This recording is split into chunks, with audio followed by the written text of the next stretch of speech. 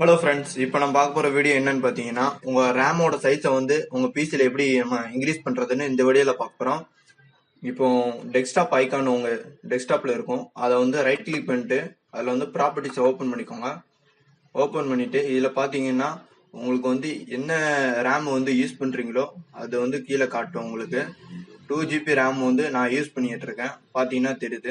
Left side பார்த்தீங்கன்னா உங்களுக்கு வந்து சில பல செட்டிங்ஸ்லாம் கொடுத்துருப்பாங்க. இதில் வந்து last one advance system settings இருக்கு பார்த்தீங்களா, அதை வந்து கிளிக் பண்ணிக்கோங்க. கிளிக் பண்ணிட்டு இதில் வந்து பெர்ஃபார்மன்ஸில் பார்த்தீங்கன்னா செட்டிங்ஸ் அதை ஓப்பன் பண்ணிக்கோங்க. ஓப்பன் பண்ணிட்டு இதில் அட்வான்ஸ் அதை கொடுத்துக்கோங்க. கொடுத்துட்டு இப்போ பார்த்தீங்கன்னா 11,032 MB யூஸ் பண்ணுறேன். பார்த்தீங்கன்னா நான் வந்து 2GB ரேம் தான் யூஸ் பண்ணுறேன். உங்களுக்கே தெரியுது. அதனால தான் 11,032 காட்டுது.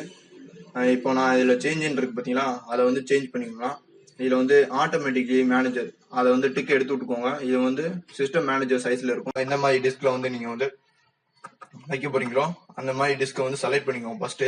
ஃபர்ஸ்ட் இதை செலக்ட் பண்ணிட்டு அதுக்கடுத்து வந்து நீங்கள் கஸ்டமர் சைஸ் வச்சுக்கோங்க.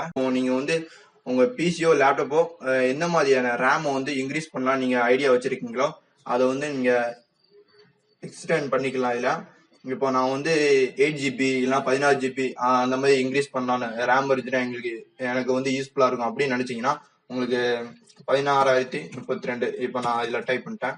இப்போ வந்து கீழேயும் அதே மாதிரி 16,032 MBக்கு நம்ம வந்து இதில் வந்து கஸ்டமைஸ் சைஸ் பண்ணிக்கலாம். நம்ம இப்போ நான் 16GB ரேம் இருந்தால் எனக்கு இன்னும் ஸ்பீடாக இருக்கும், பெட்டராகவே இருக்கும் அப்படின்னு நினச்சிங்கன்னா இப்போ வந்து செட்டுன்னு ஆப்ஷன் இருக்கு பார்த்தீங்களா, அதை வந்து கிளிக் பண்ணிட்டு என்டர் கொடுத்துக்குவோம். இப்போ பார்த்தீங்கன்னா வெளியில உங்களுக்கு தெரியுது. இதுக்கு முன்னாடி நம்ம உள்ள போறதுக்கு முன்னாடி பார்த்தீங்கன்னா 11,032 MB தான் இருந்துச்சு. இப்போ வந்து நான் ரேமை இன்க்ரீஸ் பண்ணி இருக்கிறதுனால 16,032. இப்போ இதை என்டர் பண்ணிட்டு இதை உங்க பிசியை வந்து நீங்க வந்து ரீஸ்டார்ட் பண்ணிக்கோங்க ஒரு முறை. அப்பதான் உங்க அதோட 16GB உண்டான ஸ்பீடு வந்து உங்க சிஸ்டம்ல கிடைக்கும். இதுல பாத்தீங்கன்னா உங்களுக்கு வந்து 16GBன்னு இதுல இன்க்ரீஸ் ஆகிருக்குது, இதுல வராது. உங்களுக்கு வந்து உள்ள போய் செட்டிங்ஸ்ல பார்த்தாதான் உங்களுக்கு வந்துருக்கும். ஏன்னா அதுல வந்து காமிக்காது உங்களுக்கு. இதுலதான் நீங்க பாத்தீங்கன்னா இன்க்ரீஸ் பண்ணிருக்க சைஸ் வந்து இதுல காமிக்கும். ஃப்ரெண்ட்ஸ், இந்த வீடியோ பிடிச்சிருந்தா லைக் பண்ணுங்க, மறக்காம வந்து உங்க ஃப்ரெண்டோட ஷேர் பண்ணுங்க. தேங்க்யூ ஃபார் வாட்சிங்.